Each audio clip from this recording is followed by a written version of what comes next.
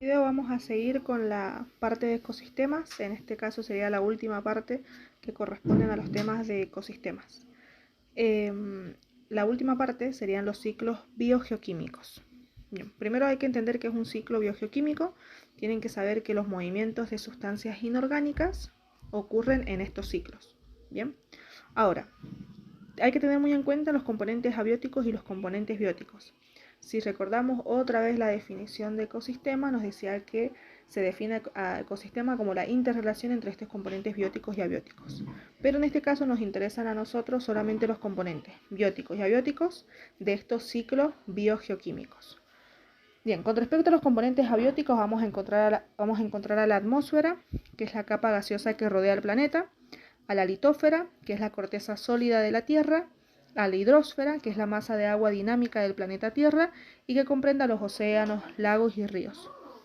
Y con respecto a los componentes bióticos, incluyen a los productores, consumidores y a los descomponedores. Con respecto a los descomponedores, hay que recordar que desempeñan un papel fundamental al degradar materia orgánica y al completar la oxidación de los compuestos ricos en energía formados por fotosíntesis.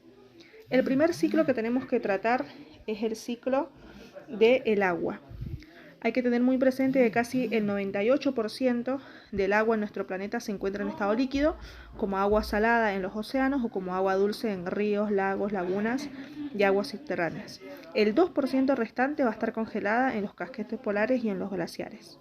Entonces el primer ciclo dentro de los ciclos biogeoquímicos que hay que estudiar o tienen que estudiar ustedes es el ciclo del agua. Dos fenómenos importantes se producen gracias al calor del Sol. Uno de ellos va a ser primero la evaporación, que va a ser mediante el cual el Sol va a evaporar el agua de los océanos y en una proporción menor también va a evaporar el agua de las superficies húmedas del suelo. Y el otro proceso es la transpiración, que mediante el cual el Sol va a evaporar el agua de las plantas principalmente. Estas moléculas de agua, ahora transformadas en vapor de agua, son llevadas a la atmósfera por las corrientes de aire, formando por ejemplo las nubes. Luego, mediante el fenómeno de precipitación, esas moléculas se van a fusionar y van a precipitar en el suelo en forma de lluvia, nieve o granizo, que por lo general en la mayoría de los casos lo vemos en forma de lluvia. Existe otro fenómeno denominado infiltración, mediante el cual se explica la parte de agua que cae sobre la tierra y se infiltra en el suelo. Que si nosotros vemos acá la imagen sería esta parte. Cómo se infiltra y vuelve otra vez al océano. Esto sería con respecto al ciclo del agua. Ahora los ciclos que tenemos que ver serían los ciclos gaseosos y los ciclos sedimentarios, que dentro de estos ciclos entrarían el ciclo del nitrógeno, el ciclo del fósforo y el ciclo del carbono.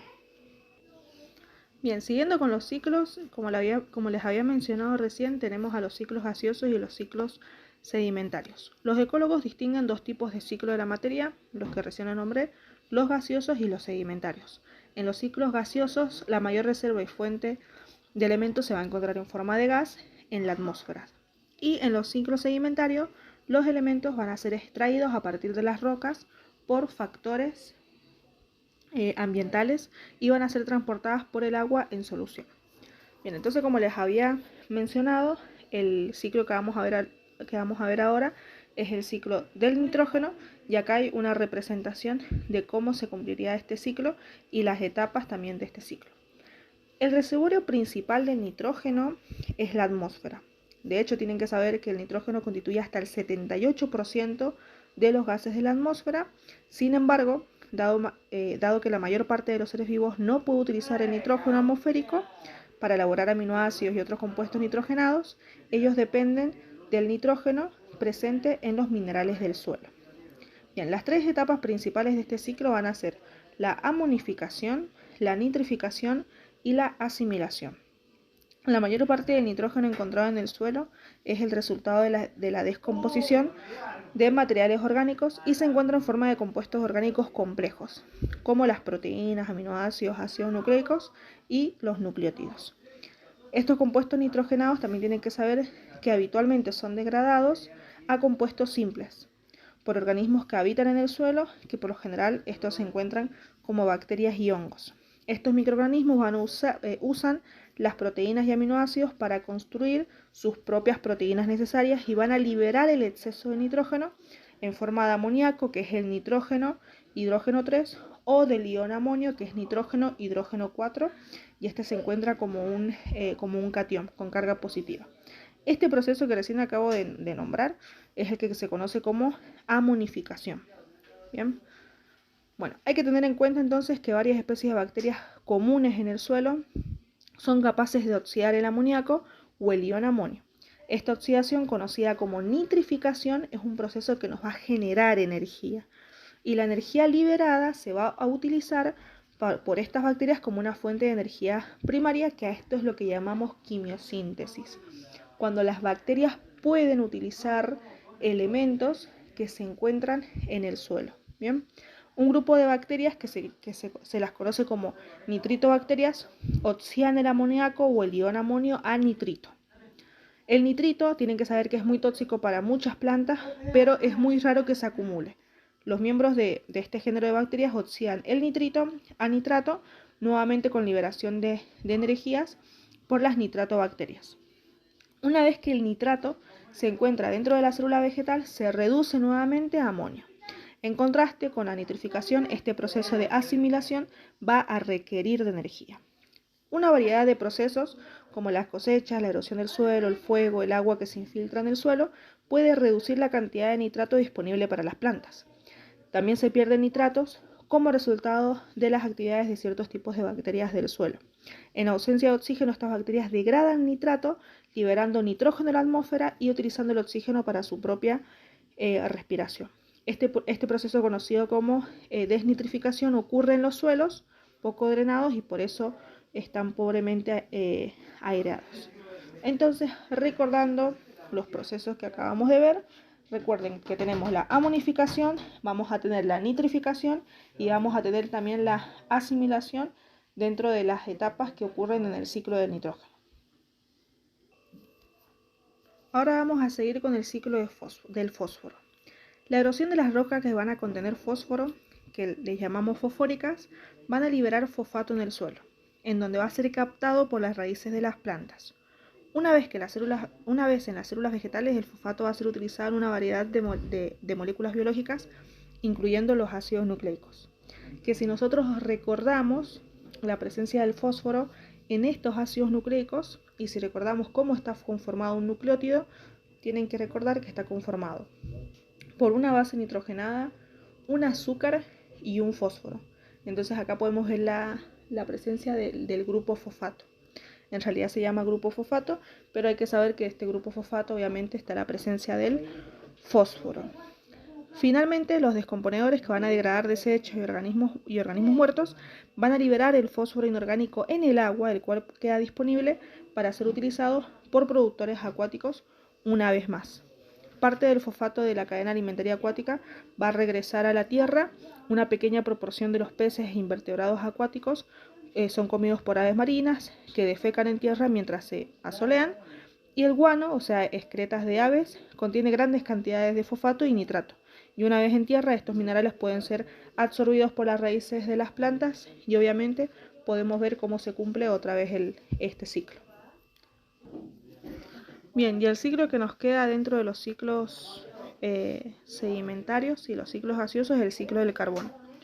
Los sistemas vivos, nosotros sabemos que incorporan por la fotosíntesis el dióxido de carbono de la atmósfera en compuestos orgánicos. Estos compuestos se van a degradar para nuevamente por la respiración en dióxido de carbono y agua. Estos procesos, considerados a escala mundial, van a dar como resultado este ciclo del carbono. Los principales fotosintetizadores de este ciclo ya sabemos que son las plantas, y ahora aparece una palabra nueva que no les había mencionado anteriormente, que es el fitoplancton. Este fitoplancton está formado principalmente por las algas marinas. Y acá hay unos datos para agregar, más que todo numéricos, que aproximadamente 500.000 millones de toneladas métricas de carbono son almacenadas como dióxido de carbono disueltos en los mares, y unas 700.000 millones de toneladas métricas en la atmósfera. Una cantidad enorme de carbono se encuentra contenida en los cuerpos muertos de las plantas y de otros organismos, así como de las hojas caídas y conchas descartadas. Otro depósito de carbono que también es muy grande, yace debajo de la superficie terrestre en forma de carbón y de petróleo, depositado allí hace unos más o menos 300 millones de años. O sea, acá podemos ver cómo este dióxido de carbono se encuentra presente en muchas partes de esta biosfera, y que también hay una interrelación constante entre estos animales o estas plantas, que serían los autótrofos, como tanto los heterótrofos. Bueno, y el último tema para cerrar esta unidad es la biosfera. Hay que tener muy presente el concepto de biosfera. Obviamente van a aparecer muchos conceptos de acuerdo al autor, pero yo ahora les voy a citar, o sea, les voy a leer el concepto que les aparece en el libro de la Facultad de Ciencias Médicas. No me he fijado ahora en la guía si les aparece esta definición, pero por las dudas después se las paso en limpio, porque seguramente en la descripción de cada video les voy a ir dejando un link donde van a encontrar todo el material de los apuntes que tengo yo y de resúmenes que también he ido haciendo a lo largo de mi ingreso. Bueno, nos dice: podemos decir que la biosfera es la parte de la Tierra donde se encuentran los seres vivos. En ecología, la biosfera es el sistema formado por el conjunto de los seres vivos propios del planeta Tierra, junto con el medio físico que los rodea, y que ellos contribuyen a conformar.